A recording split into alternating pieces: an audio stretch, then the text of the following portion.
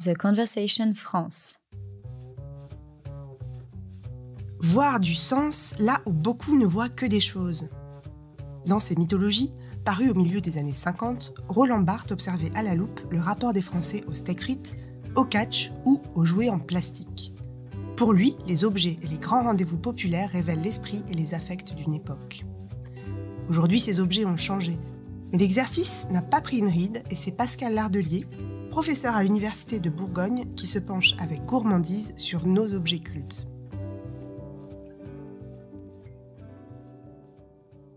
Dans notre société, pour accéder aux biens et aux services, il faut avoir les codes, au propre et au figuré. Un QR code, un digicode, un mot de passe, un code barre ou une carte magnétique. Nous vivons dans un monde de bip, ce bip qui signe la validité de nos différents passes et par extension qui semble qualifier notre validité sociale. Aujourd'hui, on s'intéresse donc aux barrières invisibles et à la façon dont nous passons d'un espace à un autre avec Pascal Lardelier. Bonjour Pascal. Bonjour Sonia. Alors on l'a vu avec la pandémie de Covid-19 qui a mis un coup d'arrêt assez sérieux à cette forme de fluidité de notre circulation mondialisée. Est-ce que vous pouvez nous parler de ces barrières invisibles ? Alors, c'est vrai que le premier paradoxe sur lequel je voudrais m'arrêter, c'est que nous avons longtemps pensé, juste avant le Covid, parce qu'il y a eu un coup d'arrêt, nous avons longtemps pensé que nous étions dans une société complètement ouverte, dans laquelle les frontières allaient à moyen terme s'abolir, puisque la mondialisation heureuse faisait que les produits et les personnes circulaient quasiment librement. C'était une espèce de doxa qu'on entendait. Et paradoxe, dans cette société prétendument ouverte, on n'a jamais eu autant de frontières et de sésame qui nous demandent et qui exigent que pour effectivement passer, entrer tout simplement dans un train et puis pas seulement, il faut désormais montrer patte blanche. Et montrer patte blanche, c'est quoi ? C'est montrer effectivement ce passe magique auquel on délègue une partie de notre identité, auquel on délègue la légitimité et le bien fondé de nos déplacements. Et c'est vrai que désormais, dans cette société prétendument ouverte, nous passons avec justement ce passe comme sésame technologique, de borne en borne. Il y a le petit bip qui valide le fait que oui, on a le droit de passer. Et puis, quand par malheur, on n'a pas le bon pass ou qu'on ne l'a pas positionné de la bonne manière, on entend un petit bruit disgracieux qui nous dit qu'il faut essayer de recommencer. Sinon quelqu'un viendra rapidement s'enquérir du fait que non, on n'a pas le droit de passer. Oui, un bruit qui signifie une forme d'exclusion ou d'ostracisation et aussi des bruits qui font penser presque à un jeu vidéo. Au fond, c'est la gamification de la société. Oui, c'est une manière de gamification de la société. Et en tout cas, c'est vrai que le bruit favorable, il va nous récompenser. Puis on a un petit soulagement. On ressent un micro-soulagement. Vous savez, quand le portique s'ouvre pour accéder à notre TGV. Et puis quand il y a ce bruit disgracieux, on est stressé. On ressent un stress parce qu'on se dit, mais qu'est-ce qui se passe ? J'ai pas le bon billet. Est-ce que je vais avoir le droit d'y aller ? Voilà, donc c'est vrai que comme vous le disiez justement, le sésame, ce sésame technologique, il marque l'entrée dans une nouvelle société avec effectivement cette notion très très marquée d'ostracisme qui punissait l'ostracisme à Athènes, ceux qui n'avaient plus le droit d'appartenir à la cité. Donc c'est vrai qu'il y avait une mise au ban véritablement, et c'est vrai que ce passe, l'air de rien, mine de rien, il entérine le fait que l'on appartient à la communauté des saints. Alors on l'écrit sans T, les saints, puisque on sait que pendant la pandémie, avec le pass sanitaire, sans ce pass, on ne pouvait quasiment pas avoir de vie sociale. Restaurant, TGV, théâtre, etc. nous étaient véritablement interdits. Et on devenait, j'ose le mot, on devenait un intouchable, puisqu'effectivement, possiblement, on était celui qui refusait le vaccin, qui refusait de jouer le jeu, effectivement, de la protection collective. Alors, on entre de même avec l'accord de cette performativité technologique, on entre véritablement dans une société qui est celle du capitalisme de surveillance. Welcome to Gattaca.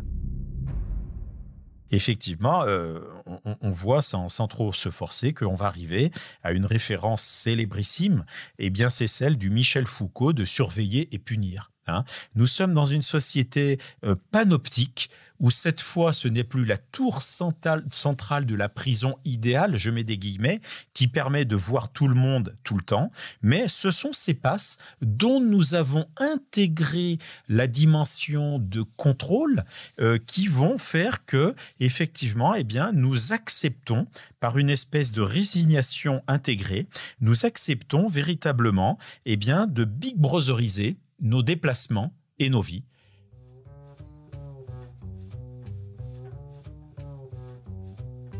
Est-ce que finalement c'est une surveillance qui a changé de forme ou est-ce que on peut vraiment parler d'une extension du domaine de la surveillance ?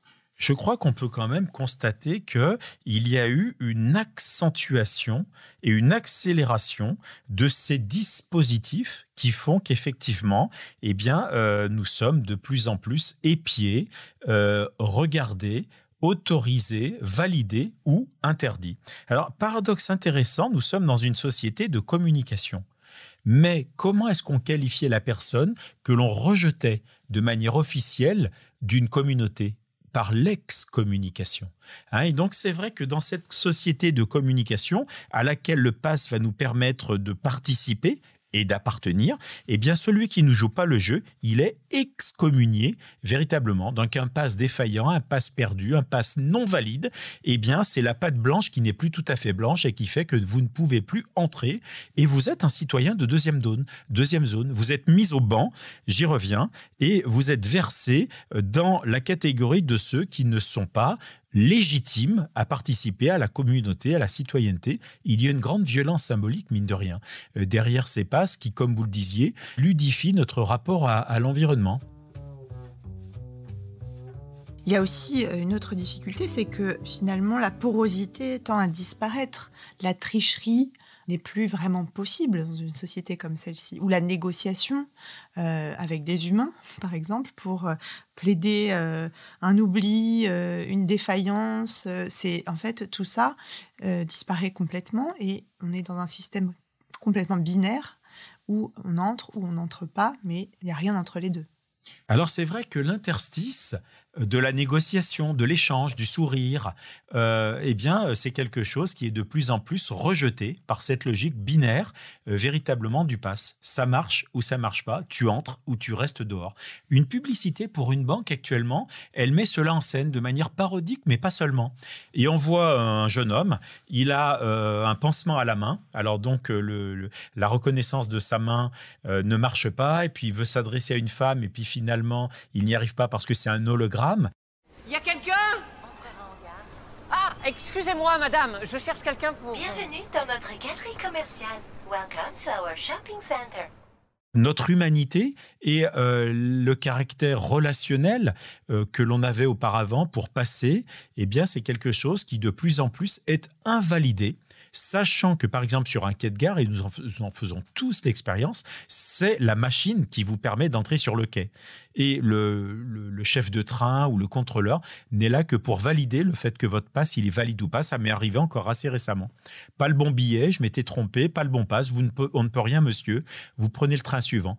J'ai essayé de négocier. Oui, mais bon, c'est trop bête, le train est presque vide, je l'ai vu sur Internet à l'instant. Vous ne pouvez pas passer. Donc, vous êtes rejeté à l'extérieur, véritablement excommunié, parce que effectivement, vous n'avez pas le bon pass. Oui, il y a une violence symbolique, il y a aussi une forme de bêtise dans ce système, on peut le dire. Oui, il y a une forme de bêtise. En tout cas, il y a une logique qui renvoie à un univers que je trouve assez kafkaïen, finalement, et puis foucaldien, pour le coup, dans lequel ces dispositifs du pouvoir que nous avons intégrés, que nous avons accepté de faire nôtre, eh bien, finalement, c'est eux qui régissent véritablement notre vie. Donc, ils vont entraver la fluidité supposée de nos déambulations urbaines et de plus en plus, effectivement, eh bien, montrer patte blanche, savoir le sésame, et le sésame, c'est ce passe. Et on devient des despotes pour nous-mêmes avec ces mots de passe qu'il faut retenir, ces contraintes multiples et multipliées au fil de la journée. On devient aussi peut-être moins tolérant à l'égard des autres parce que ce conditionnement pavlovien de je rentre, j'ai le bon passe, j'ai le bon bip, finalement nous rend un peu bêtement fiers d'y arriver.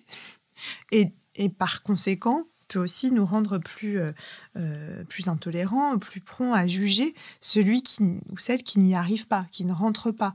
Donc il y a une forme de petit despote en chacun de nous qui se crée avec ce système. Alors, vous avez raison sur ce point, Sonia, mais je crois que ce qui est extrêmement pernicieux, c'est que le pass, eh bien, il nous impose en quelque sorte une impatience souveraine dans les rapports sociaux. Et c'est vrai que là où auparavant on s'arrêtait, il y avait une petite stase temporelle pour échanger, pour discuter, pour sourire. Eh bien, désormais, on le voit à l'embarquement du TGV. Quand quelqu'un devant nous n'arrive pas, vous savez, à passer son pas sur la borne et excédé, on change de borne, ou on dit mais qu'est-ce qui se passe, qu'est-ce qu'il fait, qu'est-ce qu'elle fait. Et c'est vrai que cette impatience, eh bien, c'est quelque chose qui révèle une espèce d'intolérance au fait que l'on n'accepte pas, quand on a le pass, d'être entravé dans notre fluidité et dans nos déambulations. Et ça, c'est quelque chose qui est effectivement de l'ordre de la violence symbolique. On le voit quand on prépare son pass pour rentrer, on préparait son pass pour rentrer au théâtre ou au restaurant. Vous savez, il est écrit sur la porte « Préparez votre pass ». Parce que l'impatience, eh bien, elle va s'imposer sinon. On ne veut pas perdre de temps. C'est vrai qu'en sociologie, on parle volontiers d'avoir les codes et finalement, ça n'a jamais eu autant de sens qu'aujourd'hui. C'est vrai. Les codes, ils étaient sociaux, ils étaient vestimentaires, ils étaient linguistiques, et maintenant les codes, eh bien, ils sont froidement informatiques. On a les codes qu'on peut et on a les codes qu'on mérite. Merci beaucoup Pascal Lardeli.